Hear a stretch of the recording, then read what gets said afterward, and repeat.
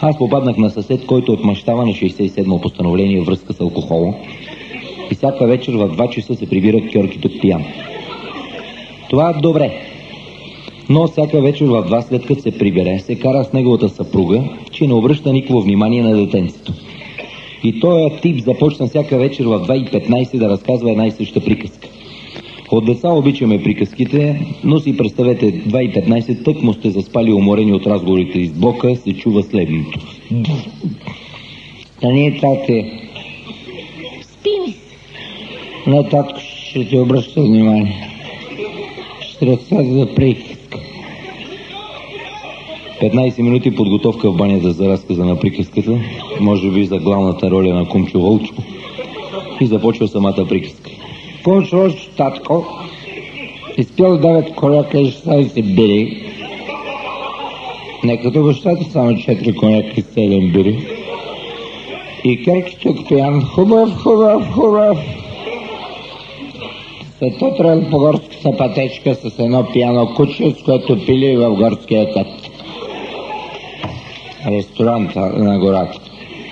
Какво куче, бе? Хубаво куче, не е куче като майка ти. И срещали баба Меса. Баба Меса, татко, била пила в друг ресторант. Обаче се държала на лапче, да. Защото носила 2 дамаджанки бурулинковино да не ги изтървя. И баба Меса, меците, татко, са гяволи. Те лятото събират бурулинки, правят винце, взимат го изкърка с път зимен сън и като се събудат, пак се юркат да събират бурулинки, татко. А баба Меса Ларш, наш човек, дашна, не и циция като на майката и майка, веднага казала да изпият 2-3 дамаджанки. Седнали да ги употребяват да пият компанията, а в храстите ги набавала кума Лиса, която кума Лиса е хитра, като на майката и сестра и тата. Хитра, защото веднъж Кумчо Вълчо набил и нацепил кожухчето, както аз набих майката, ме съветва после, татко. И Кумчо Вълчо го съветвали, те е било страни да излезе. Ама държала едно шише уиски. И като са напили и свършили пинето, излезнал и казал да се помирим.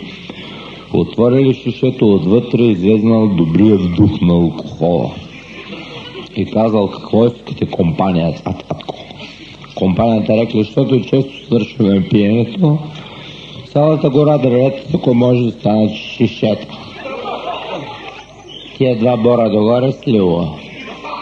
Тия по-далечни, защото не ги виждаме колко са високи, ме тика. А хращите около нас плодове, защото най-не я пиеме. В този момент, татко, станала скандал в ресторант Горския кът. Предизвикал го Ешко Бешко, който носил коняка, татко, загубил мезето. На бодличките си турили ябълки, ма паднал татко от масата и по кръчета не могъл да ми по бодличките се тътрал да излезе навънка. Скарали се там с келнера, сбили се и дошъл доброволния отряд.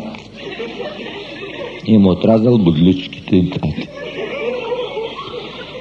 Всяка вечер му се режеха бодлите по този начин, накрая се чуваше падане, плач, бащата обясняваше: не падна, Кумчо Вълчо, аз паднах върху тебе, цацка.